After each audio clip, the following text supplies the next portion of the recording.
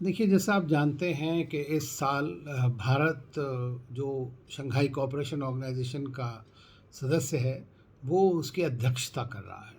तो उसके चलते सारी मीटिंग्स डिफरेंट लेवल्स की, चाहे वो काउंटर टेररिज्म एक्सपर्ट्स की हों, एनएसएस की हों, या आपके डिफेंस मिनिस्टर्स की मीटिंग हो, या दूसरे किसी एजेंसी फॉरेन मिनिस्टर्स की मीटिंग हो, तो ये सारी मीटिंग होती हैं। उसके पहले के उसके बाद इन सब मीटिंग्स का जो भी सुझाव निकलते हैं या उसके बाद जो रिकमेंडेशंस होती हैं, वो सारी मीटिंग जो है वो समिट लेवल जो जुलाई में होगा, उसमें वहाँ सारे लीडर्स आएंगे इन कंट्रीज़ के, और उसमें वो सब सबमिट होंगी।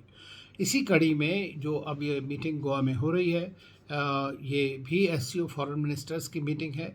और इसमें चूँकि पाकिस्तान भी एक सदस्य है, और पाकिस्तान के जो विदेश मंत्री हैं जरदारी भुट्टो, वो भी बिलावल भुट्टो, वो भी आ रहे हैं।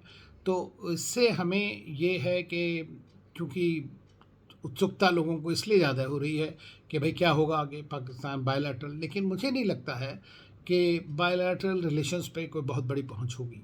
हालांकि ये ज़रूरी है क्योंकि भारत मेज़बान देश है, तो हमें अपनी संस्कृति के हिसाब से उनकी जो भी उनका जो हॉस्पिटैलिटी है या उनके साथ जो भी बातचीत है, जिस तरह की भी जो एससीओ के संदर्भ में, वो हमें करनी पड़ेगी। और हमें आशा करनी चाहिए कि पाकिस्तान भी अपनी हॉस्पिटैलिटी जो भारत की है उसकी बेइज्जती ना करे।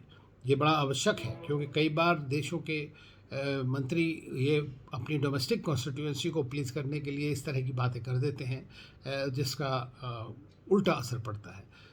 दूसरी चीज़, ये मीटिंग मैं समझता हूँ विदेश मंत्रियों के बीच में ऑफिशियल मीटिंग ना भी हो, तो लेकिन थोड़ी उनके जो औपचारिक जो एक दूसरे के साथ मिलना है वो तो होगा ही, क्योंकि हमारे मंत्री को उन्हें वेलकम करना होगा। लेकिन ये एक चीज़ है कि इससे एक असर हो सकता है कि जो समिट मीटिंग होगी उसमें पाकिस्तान के प्रधानमंत्री आएंगे, और उस वक्त में क्या क्या होगा ये सब देखने की बातें हैं। लेकिन ये देखना चाहिए कि चूंकि ये खाली भारत के लिए नहीं आ रहे हैं, उसमें और भी 8-10 देश हैं जिसमें आएंगे।